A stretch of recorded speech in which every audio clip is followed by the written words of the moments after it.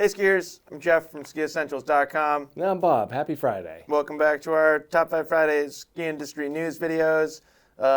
Nice week here in Vermont. Busy, Yep. A lot of time on snow. We went to New Hampshire. Yeah, we went to New Hampshire. Yeah, it was I crazy. said Vermont. We're all here in New England. Yeah, it's like Yep. half of our week almost.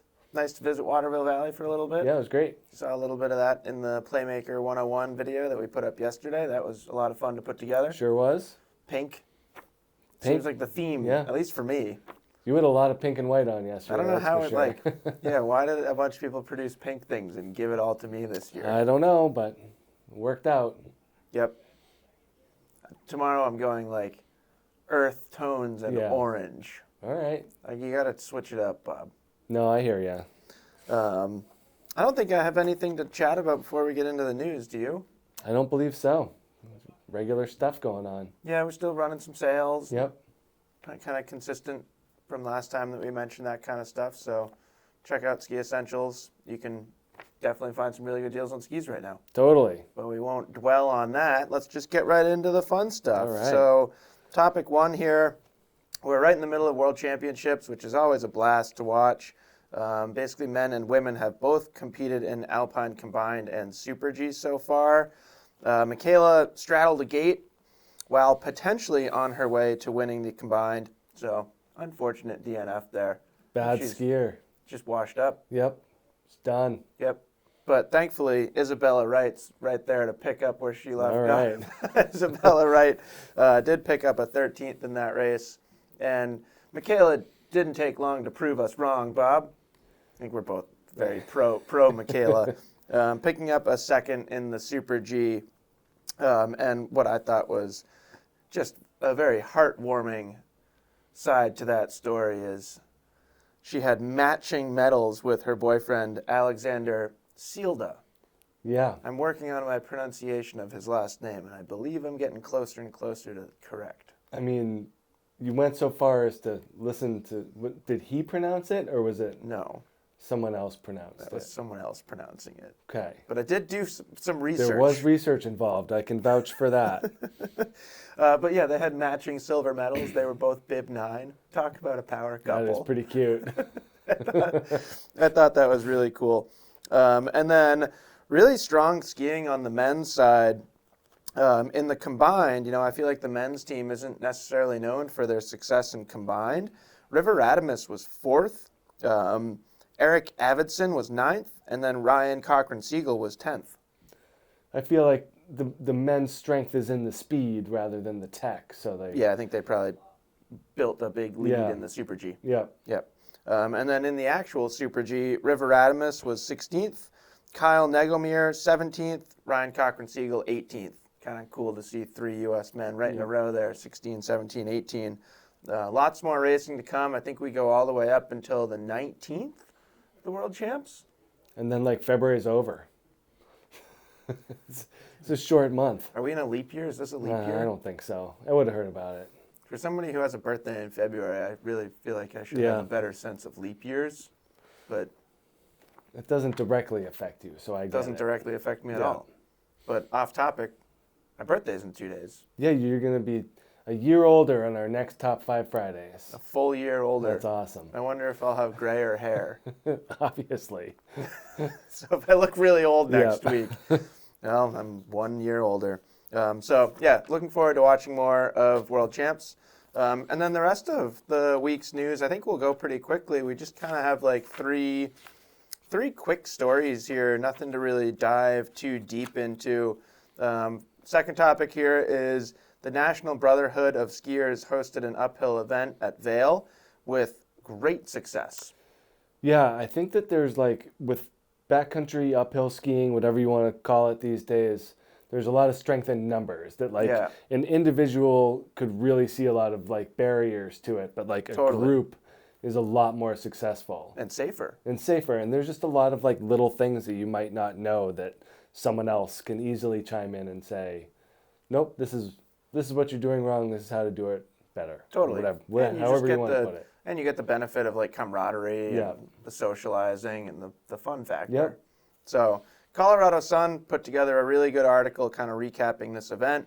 220 skiers of color were there this year, up from 60 last season. Good increase. So really cool. Yep. You know, we often cover stories here that kind of fall under the diversity and inclusion side of the spectrum or side of the industry. And like you said, Bob, I also think it's a really cool way to share the benefits and enjoyment of backcountry skiing. Sure. So super cool. Yep. And like, what's that, a 300% increase? It's pretty big. 120, 180. A little more than 300? I don't know. I don't do math on Fridays. Right around 300. So let's see, if we have a similar growth rate next year, they should expect like about 800. Yep. That'd be cool.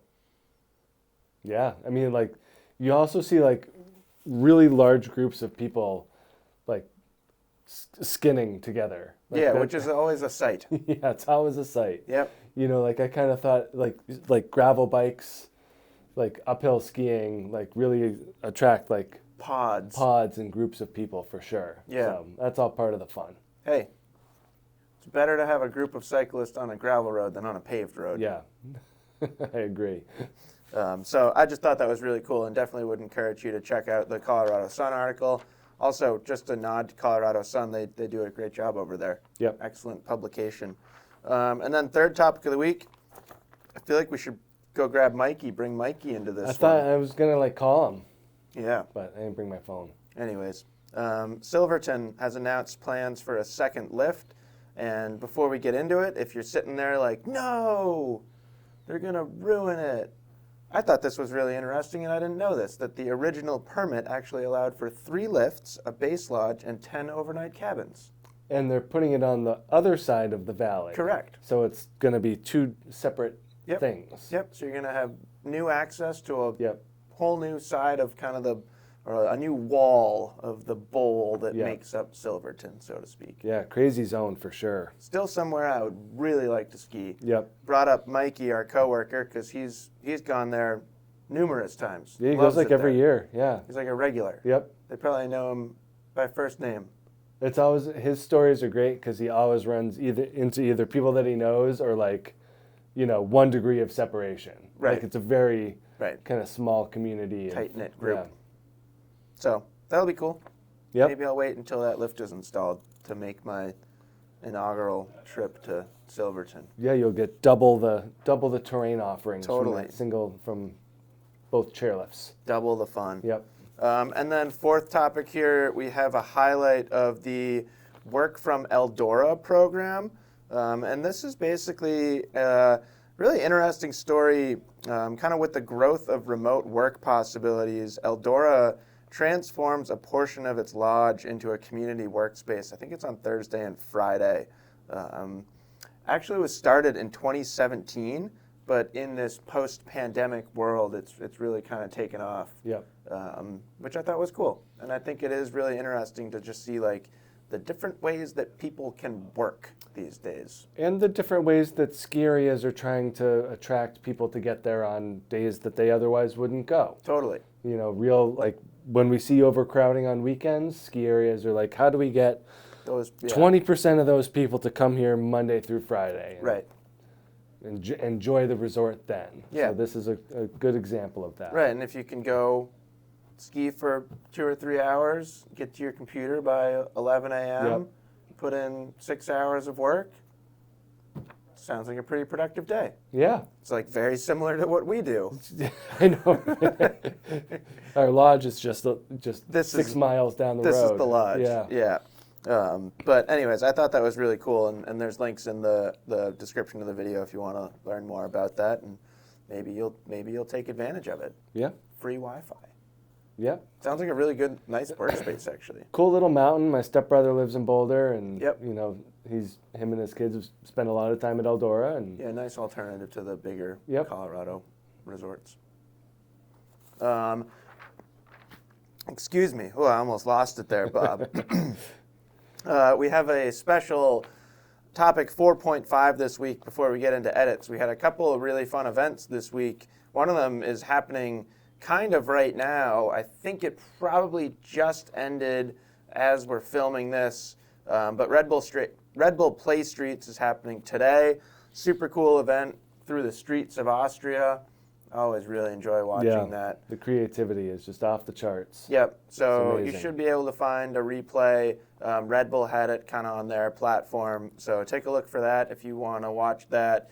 We likely will have a recap video of that next week. So you can wait until then as well. And then we also had Kings and Queens of Corbett this week, which looked amazing. I saw some excellent highlights, but it was a little different in the sense that we didn't have a live stream. It's also interesting that it's pretty like diametrically opposed to Red Bull Playstreets? Red Bull Playstreets. That is a great point. Like very, very different events. One is a man-made course from top to bottom out of like wood. And the other, they just like put a jump at the top of a natural terrain feature. Well, they got good luck. They got like other jumps down there too. Like that bottom jump is like bottom jump's big, huge, big park jump. Yeah, like random big park jump. When are they going to start putting rails into Corbett's and stuff like that? That's how I would want to get in. Build a little like flat rail that I can slide. It would be cool just having like have it kind of follow the angle. That'd be scarier. Yeah, because you'd get going so fast.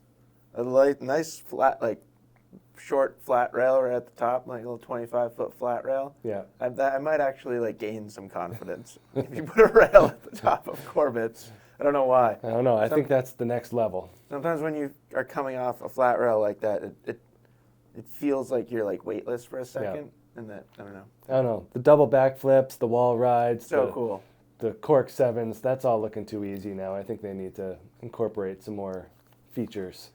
Yeah, shout out to Alex Hackle, Hand Drag 3. Unreal. That was really cool to see. So keep an eye out for those, and then we'll move right into our actual edits of the week. We have MSP's Breakout Skier of the Year, Dennis Renaulter. Pretty cool to see. Yep. That's not like a name that I'm super familiar with. Heard it before, but... Atomic athlete. Yeah. Real smooth. Totally. Yeah. Kids these days are pretty darn good at skiing. And bouncy legs. Yep. And then we have X Games Raw, which actually was produced by Spider, the outerwear company. And I thought this was really cool. Not something that you generally expect from Spider. Right. No, I watched that, and it was pretty good. Offers a unique perspective to X Games, I thought. And then we have a feature of Jacob Smith, the first legally blind skier to descend Big Sky's North Summit. Scary. That's a challenge. We used to do, there at Loon, there was a really nice adaptive program, and on kind of the subpar ski days, we would kind of work with them and do like, they had a lot of blind skiers, and we would we would blindfold ourselves and then guide our teammates. Yep. And it was 100% frightening. Oh, totally. Like, gave me a huge respect for visually impaired skiers out there just doing their thing with a guide. Like, it's unbelievable. Yeah. And Crazy. if you encounter visually impaired skiers at your local resort, give them some space. Yeah. I often see people like with the vests and like followed by their guide, and then people are just buzzing them. Right. It's like, what are you doing? Yeah. The person can't see you. They can hear you, and it's going to freak them out. Yeah. No, it's very apparent that that's a difficult thing to do. Yeah. And then we have a teaser for Full Circle presented by Level 1, featuring Trevor Kennison. Looks like we're going to get to witness the first ever sit-ski double backflip. He returned to the place of his original accident 6 years later.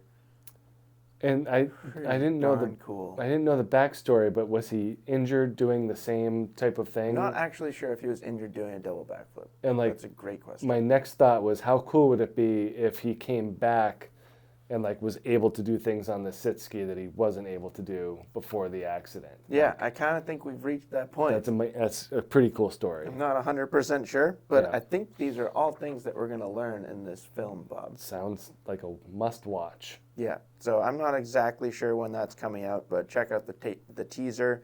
We were watching it at my house last night, and pretty darn impressive. Yep, absolutely. So that's it for this week's Top 5 Fridays. Anything exciting going on this weekend, Bob? Hockey. Traveling around for some hockey. Playoffs are about to begin, so I got a rare family ski day tomorrow at Sugarbush. That's awesome. I don't even know what that is. What do you do? I don't know. Are you going to bring your GoPro? I don't know. You should leave it at home and see what it feels like. I've never gone to the mountain. Like in the past 10 years, I've never gone to the mountain without camera equipment. Yep. You just sort kind of of have to plan. like slow your whole like Yeah. aura down. I think really. the first step I'm going to take, I'm going to walk slower from my car to the lift. Yeah. Just remember, you're not on a timeline. No, I It's don't know about what enjoying yourself. I And don't know what that's like. skiing in the moment. I love skiing. I enjoy it every time I go skiing, but it does feel like every time we go skiing, there is a purpose and a plan. Yeah. No, you got to release from those restraints. Of course, the following day, right back to a purpose and a plan as I coach a USASA slopestyle event at Stowe. So if you're at Sugarbush or Stowe this weekend, keep an eye out for me and say hi. And if you see me on Sunday, just shout happy birthday and I'll wave my pole at you. All right. And that's all I got.